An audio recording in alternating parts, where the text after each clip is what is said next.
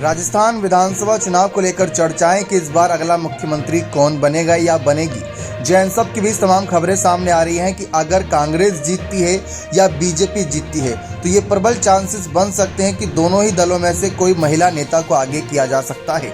BJP तो शुरुआत से ही बड़े चेहरे के तौर पर वसुंधरा राजे को आगे करती रही और इस बार दिया कुमारी को भी आगे करने की चर्चा है, लेकिन वहीं दूसरी तरफ अगर देखा जाए तो हालात कांग्रेस के लिए भी कुछ यही बन रहे हैं कि वह महिलाओं को इस बार ज़्यादा से ज़्यादा सीट दे रहे हैं महिला आरक्षण को ध्यान में रखते हुए, ताकि इस मुद्दे को आगे बड़ा मुद्दा बीजेपी ना बना दे।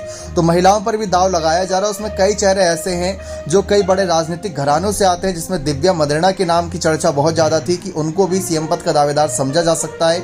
भले ही उन्होंने पिछली बार पहली बार विधानसभा चुनाव भी लड़ा हो, लेकिन उन्होंने जिस तरीके से सुर्खियां बटोरी, तमाम विपक्षी नेताओं को आड़े हाथ लिया और सबसे बड़ी वजह कि गहलोत पायलट की लड़ाई की वजह से कांग्रेस को बहुत नुकसान हुआ, तो उस नुकसान से बचने के लिए कांग्रेस भी किसी तीसरे चेहरे की तरफ जा सकती है।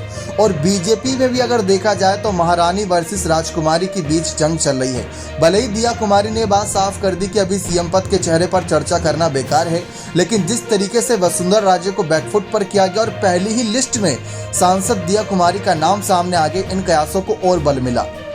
तो ये बात काफ़ी ज़्यादा मानी जा रही है कि अगर अब की बार राजस्थान चुनाव कांग्रेस जीते या बीजेपी, तो दोनों ही दलों में से कहीं ना कहीं किसी महिला को आगे करने के लिए आलाकमान फैसला लेंगे, ताकि महिला आरक्षण के मुद्दे को और तमाम मुद्दे को आगे बढ़ाया जा सके। क्योंकि इस समय देश के सबसे बड़े पद, राष्ट्रपति पद पर भी एक महिला है जो आदिवासी चेहरे के तौर पर है। तो इस पर बीजेपी ने सही तरीके से राजनीतिक रोटियां सेकी, तो उसी को ध्यान में रखते हुए लोकसभा चुनाव की रणनीति के तहत कहीं ना कहीं राजस्थान चुनाव में भी किसी महिला को आगे करने के लेकर विचारधारा बन सकती है। अब ये कितना कारगर साबित रहेगा ये तो आने वाला वक्त बताएगा।